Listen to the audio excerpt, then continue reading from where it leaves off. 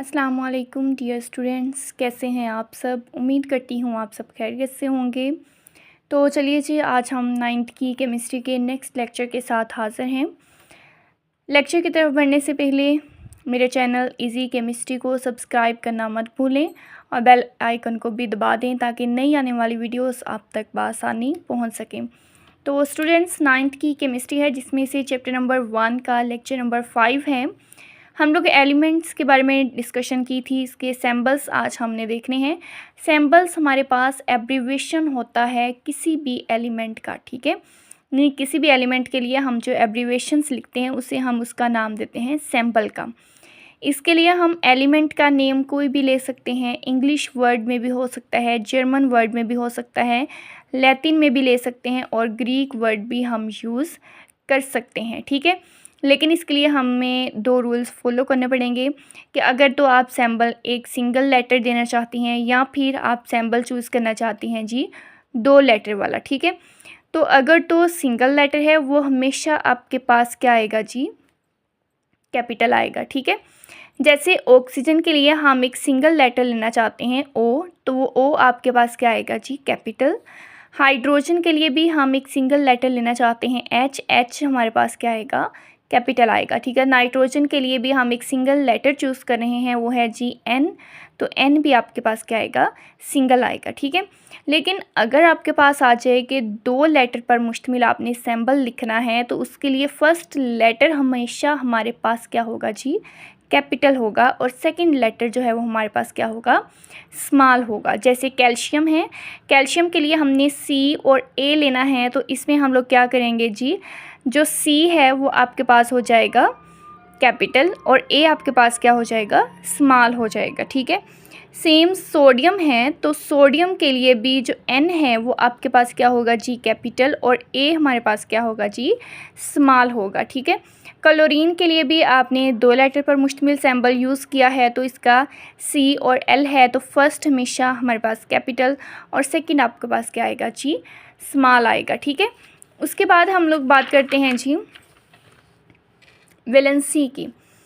Valency की हम definition करते हैं कि ये कंबाइनिंग कैपेसिटी होती है किसी भी एक एलिमेंट की दूसरे एलिमेंट के साथ, यानी किस कैपेसिटी के साथ कोई भी एक एलिमेंट दूसरे एलिमेंट के साथ कंबाइन होता है उसे हम नाम देते हैं जी वैलेंसी का। अब ये डिपेंड किस पे करता है, ये डिपेंड करता है कि जो इसका सबसे आउटर मोस्ट शेल है, सबसे एंड वाला शेल है, ठीक है, उसमें कितने नंबर ऑफ़ इलेक्ट्रॉन्स हैं, ठीक है। ये नंबर ऑफ़ इलेक्ट्रॉन्स पे डिपेंड करता है, ठीक है। हमने वैलेंसी देखनी है कि हम कोवलेंट कंपाउंड में वैलेंसी किस लिहाज से देखते हैं और आयोनिक कंपाउंड्स में भी हम देखेंगे, ठीक है। तो कोवलेंट कंपाउंड्स में वैलेंसी हम 2 लिहाज से देखते हैं, ठीक है।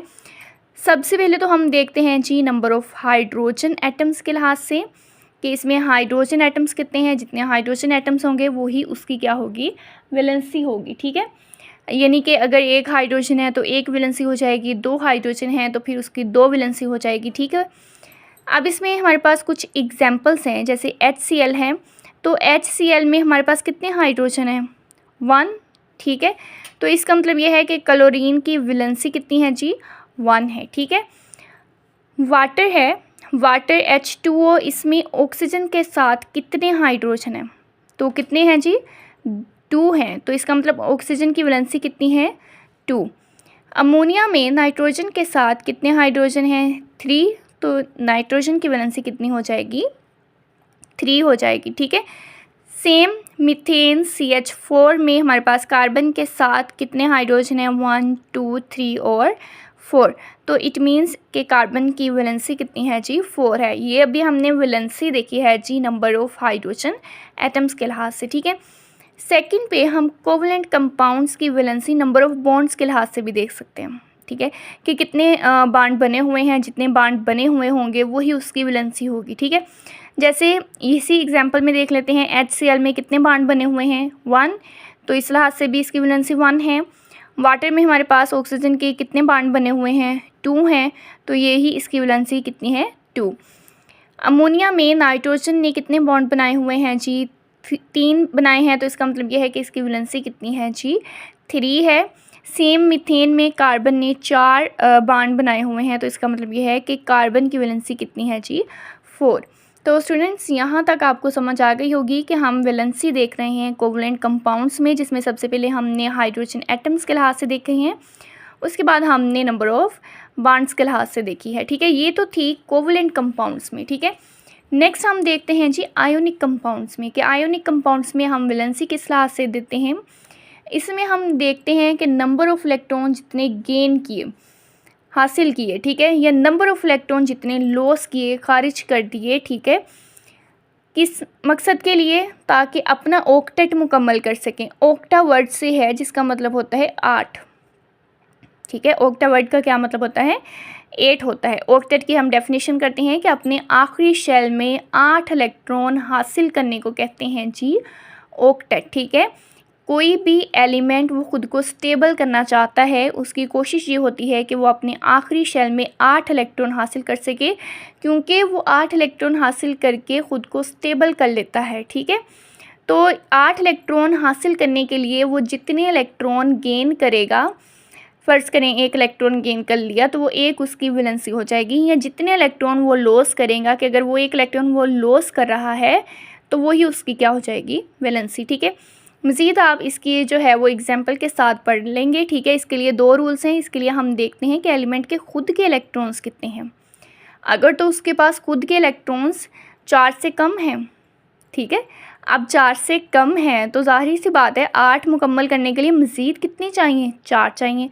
आप किसी से भी कोई भी चीज़ लेने जाते हैं, आप 1 बार लेने चाहेंगे, हद आप 2 बार लेने चाहेंगे, ठीक है, लेकिन आप इतनी बार अगर लेने चाहेंगे तो आगे से आपको वो चीज़ हासिल नहीं होगी। ठीक है, तो सेम इधर भी ऐसे ही है कि अगर उसके पास खुद के इलेक्ट्रॉन कम हैं, 4 से भी कम है, तो वो फिर क्या करता है कि अपने इलेक्ट्रॉन लॉस करेगा, क्योंकि उसको कोई भी एलिमेंट जो है वो इतनी ज़्यादा इलेक्ट्रॉन नहीं देगा। ठीक है, जैसे कि एग्जांपल है जी सोडियम, मैग्नीशियम और एल्युमिनियम। हम सबसे पहले देखते हैं कि इनके अपने आखिरी शेल में कितने इलेक्ट्रॉन्स हैं। सोडियम के आखिरी शेल में कितने हैं जी, 1 इलेक्ट्रॉन। इसको 8 मुकम्मल करने के लिए मज़ीद कितने चाहिए, 7 इलेक्ट्रॉन्स। तो वो 7 इलेक्ट्रॉन्स कोई देगा इसको, कभी भी नहीं देगा। ठीक है, तो इसका मतलब ये है कि अपना 1 इलेक्ट्रॉन जो इसके आखिरी शेल में है वो उसको क्या करेगा, लॉस कर देगा। ठीक है, तो इसने कितने इलेक्ट्रॉन लॉस किए, 1 इलेक्ट्रॉन, तो यही इसकी क्या हो जाएगी, वैलेंसी। ठीक है, मैग्नीशियम के खुद के इलेक्ट्रॉन्स आखिरी शेल में कितने हैं जी, 2 इलेक्ट्रॉन्स। इसको 8 मुकम्मल करने के लिए मज़ीद कितने इलेक्ट्रॉन्स की ज़रूरत है, 6 की। ठीक है, और इतने ज़्यादा इलेक्ट्रॉन्स इसको कोई भी दूसरा एलिमेंट जो है वो नहीं देगा, तो ये फिर क्या करेगा, अपने 2 इलेक्ट्रॉन्स जो है ये इसको लॉस कर देगा, क्योंकि 4 से कम इलेक्ट्रॉन्स हैं इसके। ठीक है, तो ये 2 इसकी क्या हो जाएगी, वैलेंसी मैग्नीशियम की। ठीक है, एल्युमिनियम के आखिरी शेल में है जी 3 इलेक्ट्रॉन्स। ठीक है, इसको अपना ऑक्टेट मुकम्मल करने के लिए चाहिए 5 इलेक्ट्रॉन्स, तो ये भी बहुत बड़ी अमाउंट है, ये कोई भी दूसरा एलिमेंट इसको प्रोवाइड नहीं करेगा। ठीक है, तो फिर इसको मजबूरन अपने 3 इलेक्ट्रॉन्स जो हैं यही किसी और को देने पड़ेंगे। ठीक है, तो ये क्योंकि 3 इलेक्ट्रॉन लॉस कर रहा है तो इसकी वैलेंसी कितनी हो जाएगी, 3 हो जाएगी। ठीक है, उम्मीद करती हूँ आपको इस रूल की समझ आ गई होगी। नेक्स्ट इसका सेकंड रूल है कि अगर इसकी वैलेंसी इसके आखिरी शेल में खुद के इलेक्ट्रॉन 5 या 5 से ज़्यादा है, ठीक है, तो फिर तो थोड़े इसको मांगने पड़ेंगे। तो इसका मतलब ये है कि तब ये क्या करेगा, कहीं से हासिल कर लेगा। ठीक है, जैसे नाइट्रोजन है, ऑक्सीजन है और क्लोरीन है। ठीक है, सबसे पहले हम देखते हैं कि जी इनके आखिरी शेल में इनके अपने इलेक्ट्रॉन्स कितने हैं, 5 इलेक्ट्रॉन्स हैं आखिरी शेल में नाइट्रोजन के। इसको ऑक्टेट के लिए यानी 8 इलेक्ट्रॉन्स के लिए मज़ीद कितने चाहिए, 3 इलेक्ट्रॉन्स। ठीक है, तो ये किसी से भी 3 इलेक्ट्रॉन गेन कर लेगा, ले लेगा। ठीक है, और ये 3 इसकी वैलेंसी हो जाएगी, यानी जितने इलेक्ट्रॉन वो गेन कर रहा है उतनी ही उसकी वैलेंसी है। ठीक है, ऑक्सीजन के आखिरी शेल में है जी 6 इलेक्ट्रॉन। इसको ऑक्टेट के लिए मज़ीद कितने इलेक्ट्रॉन्स जो हैं वो चाहिए, 2 चाहिए, तो ये किसी भी दूसरे एलिमेंट से ले लेगा। ठीक है, और इस इलेक्ट्रॉन्स ये जो 2 इलेक्ट्रॉन्स लिए हैं इसने, ठीक है, यही इसकी क्या हो जाएगी, वैलेंसी। क्लोरीन क्लोरीन के तो अपने खुद के आखिरी शेल में 7 इलेक्ट्रॉन्स हैं, इसको तो सिर्फ 1 इलेक्ट्रॉन की ज़रूरत है, ठीक है। ये किसी भी दूसरे एलिमेंट से ये 1 इलेक्ट्रॉन जो है वो गेन कर लेगा, ठीक है।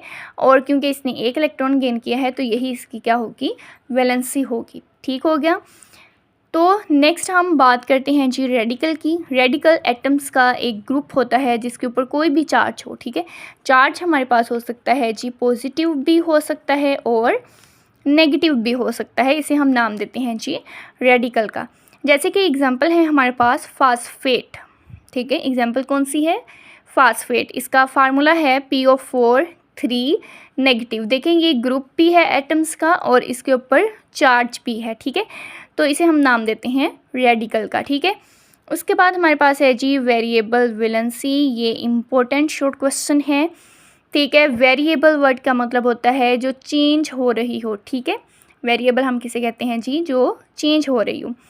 कुछ एलिमेंट्स ऐसे होते हैं जिनकी वैलेंसी चेंज होती है, यानी एक कंपाउंड में वो कोई और वैलेंसी शो करता है, दूसरे कंपाउंड में उसकी वैलेंसी और होती है। इनकी वैलेंसी को हम नाम देते हैं जी वेरिएबल वैलेंसी, ठीक है। तो इनको फिर नाम देने के लिए, लेस वैलेंसी को शो करने के लिए हम एंड पे क्या लगाते हैं, OUS लगाते हैं, ठीक है। हाई वैलेंसी को शो करने के लिए हम क्या लगाते हैं जी, IC लगाते हैं। जैसे हम एग्जांपल से देख लेते हैं, हमारे पास है जी फेरस सल्फेट। दरअसल इसमें हम वैलेंसी की बात कर रहे हैं जी, आयरन की वैलेंसी, ठीक है। हमने किसकी वैलेंसी देखनी है, आयरन की, ठीक है। तो आयरन की वैलेंसी जो है फेरस सल्फेट में कितनी है, 2, और फेरिक सल्फेट में कितनी है जी, इसकी वैलेंसी 3 है, ठीक है। यानी अब आयरन है तो आयरन की वैलेंसी दोनों कंपाउंड्स में मुख्तलिफ है, यानी क्या है, वेरिएबल, ठीक है। तो फेरस में 2 है, फेरिक में 3 है। हम लोग क्या करते हैं कि आयरन का जो नेम है फेरम, हमने इसको मॉडिफाई करना है।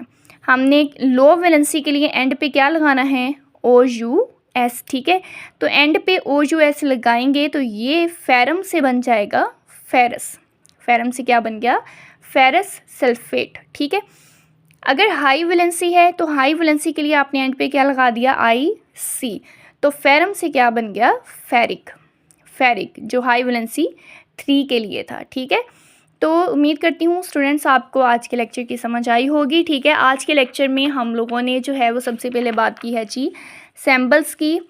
उसके बाद हम लोगों ने देखा कि अगर ये सिंगल लेटर पर मुश्तमिल हो तो हमेशा कैपिटल, अगर ये 2 लेटर्स पर मुश्तमिल हो तो फर्स्ट हमेशा कैपिटल और सेकंड जो है वो आपके पास क्या आएगा, स्मॉल आएगा, ठीक है। वैलेंसी की हमने डेफिनेशन की कि ये कंबाइनिंग कैपेसिटी होती है किसी भी एक एलिमेंट की दूसरे एलिमेंट के साथ। वैलेंसी हमने सिंपल कोवलेंट कंपाउंड के लिहाज से बात की और आयोनिक कंपाउंड के लिहाज से, ठीक है। कोवलेंट कंपाउंड में 2 लिहाज से देखी, नंबर ऑफ हाइड्रोजन एटम्स के लिहाज से और नंबर ऑफ बॉन्ड्स के लिहाज से, ठीक है। आयोनिक कंपाउंड में हमने देखा कि वैलेंसी होती है कि वो जितने इलेक्ट्रॉन गेन कर रहा है या जितने इलेक्ट्रॉन लॉस कर रहा है, ताकि उसके अपने आखिरी शेल में कितने इलेक्ट्रॉन्स हो जाएं जी, 8 इलेक्ट्रॉन्स, ठीक है। और इसको हम लोग नाम देते हैं जी ऑक्टेट का, इसे हम नाम क्या देते हैं, ऑक्टेट का, ठीक है। इसके लिए रूल्स होते हैं कि अगर, तो ये डिपेंड करता है कि उसके अपने आखिरी शेल में कितने इलेक्ट्रॉन्स हैं, ठीक है। अगर उसके अपने आखिरी शेल में 4 इलेक्ट्रॉन से कम हैं, ठीक है, तो फिर वो अपने इलेक्ट्रॉन लॉस करना प्रेफर करता है। जितने इलेक्ट्रॉन फिर वो लॉस करता जाता है वो ही उसकी क्या हो जाएगी, वैलेंसी, ठीक है। लेकिन सेकंड कंडीशन कि अगर उसके अपने इलेक्ट्रॉन्स 5 या 5 से ज़्यादा हों, ठीक है, उसको कम मांगने पड़ें किसी दूसरे से, ठीक है, तो इसके नतीजे में वो क्या करेगा, अपने इलेक्ट्रॉन्स गेन करेगा किसी और से, और वो जितने इलेक्ट्रॉन्स गेन करता जाएगा वही उसकी क्या होगी, वैलेंसी, ठीक है। रेडिकल एटम्स का ग्रुप जिसके ऊपर कोई भी चार्ज हो, वेरिएबल वैलेंसी। और इम्पोर्टेंट शॉर्ट क्वेश्चन कि कुछ एलिमेंट्स की वैलेंसी 1 से ज़्यादा होती है, ठीक है, उसे हम नाम देते हैं जी वेरिएबल वैलेंसी का। लेस के लिए हम शो करने के लिए एंड पे OUS, हाई वैलेंसी को शो करने के लिए IC लगाते हैं। एग्जांपल हमने देखी है कि आयरन की वैलेंसी फेरस सल्फेट में 2 है, फेरिक सल्फेट में 3 है, यानी चेंज हो रही है, इट मीन्स के वेरिएबल वैलेंसी है, ठीक है। तो हमने इसके नाम को भी मॉडिफाई करके बता दिया कि जो लो वैलेंसी है उसके लिए एंड पे हमने OUS लगा के फेरस बना दिया, और हाई वैलेंसी के लिए हमने क्या लगा दिया जी, IC। तो वो फेरम से क्या बन गया, फेरिक। तो डियर स्टूडेंट्स, आज के लेक्चर का यहाँ पर इख्तिताम होता है। उम्मीद करती हूँ आपको लेक्चर की समझ आ गई होगी। तो अगर आपको ये वीडियो पसंद आई हो, इसको लाइक करना मत भूलें और इसके अलावा मेरे चैनल को सब्सक्राइब भी कर दें और इसको आगे अपने जितने भी फ्रेंड्स हैं उनको भी शेयर कर दें। तो डियर स्टूडेंट्स, इंशाल्लाह कल हम हाज़िर होंगे अपने नेक्स्ट लेक्चर के साथ। तब तक अल्लाह हाफ़िज़।